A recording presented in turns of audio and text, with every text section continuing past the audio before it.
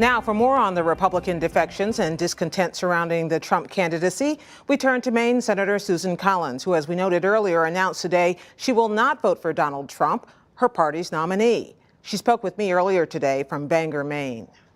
Senator Collins, welcome. You have declared Donald Trump today in your op-ed as unworthy to be your party's nominee for president.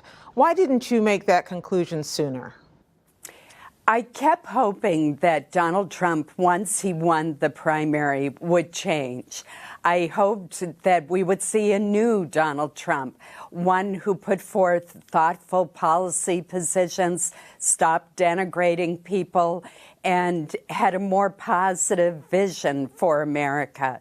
Regrettably, I have concluded that there is not going to be a new Donald Trump, that he's incapable of saying he's sorry, of changing, of learning, of growing.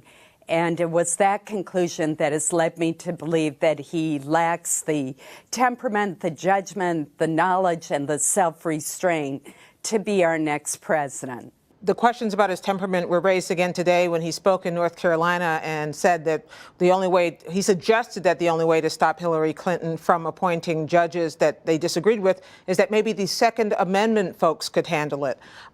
Does that suggest to you that maybe you didn't hear it because I know you've been traveling today, but does that kind of comment suggest to you a comment on his temperament, or that he is joking or suggesting violence against his rival?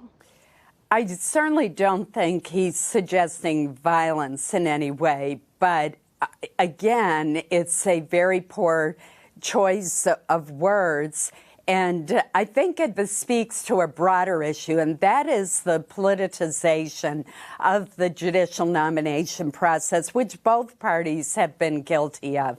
Senator Collins, what does Donald Trump's nomination as the standard bearer for your party tell you about your party?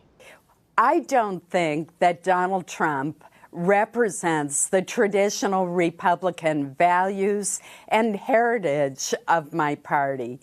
That's one reason that I don't support him.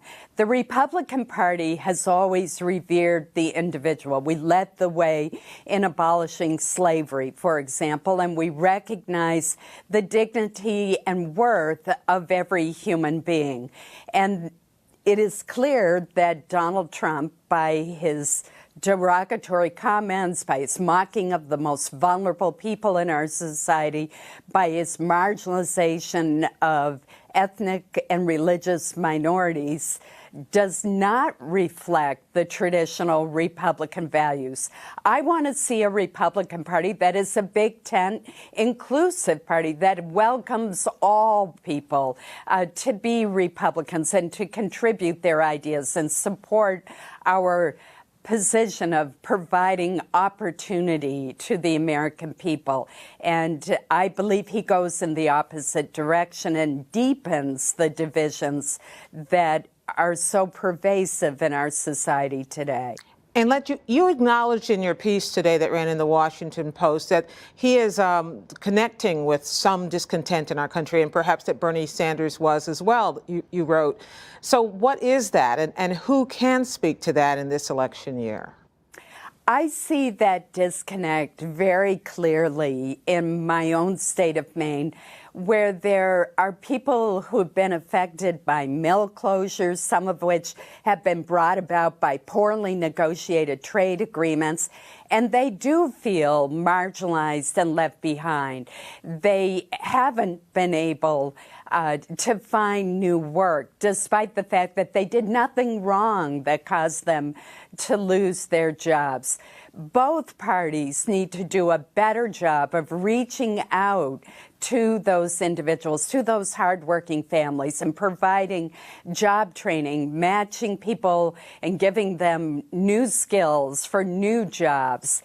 That is the one area where I think Donald Trump is striking a chord that really resonates and should resonate.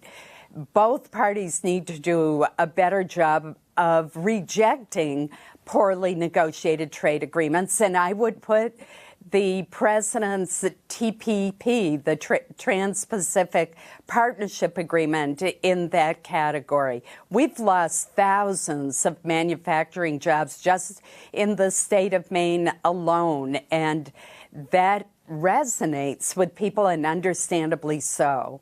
Would you support Hillary Clinton? I would not. I did work well with Hillary when she was my colleague in the Senate, and I certainly don't bear her any ill will. But when I listened carefully to her commencement speech, what I heard was a laundry list of very expensive new programs that our country simply cannot afford, and that would add to our already overwhelming $17 trillion debt. I'm also disturbed by the mismatch in her answers to the questions about her email server and what the FBI Director Comey says that the FBI's investigation found. You said commencement speech, but I'm pretty sure you meant convention speech. I think that's right. I'm sorry. Have you ever met Donald Trump? I've only met him once. It was when he spoke to the Republican caucus. At that time, I suggested that he present a more positive agenda to the American people, and I used the example of supporting more funding for biomedical research, which has been a real priority among Republicans in both the House and the Senate. And would you suggest to any of your colleagues that they join you and oppose him, those who have endorsed him already especially? Each of my colleagues has to make his or her own decision. I wouldn't presume to tell them what decision they should make. I have been heartened by the number of emails that I've received and text messages from colleagues in the Senate on both sides of the aisle, applauding my op-ed and supporting what I have done. Now, to be sure, there are those who disagree with me as well. Okay, Senator Susan Collins, Republican of Maine, thank you very much for your time. Thank you.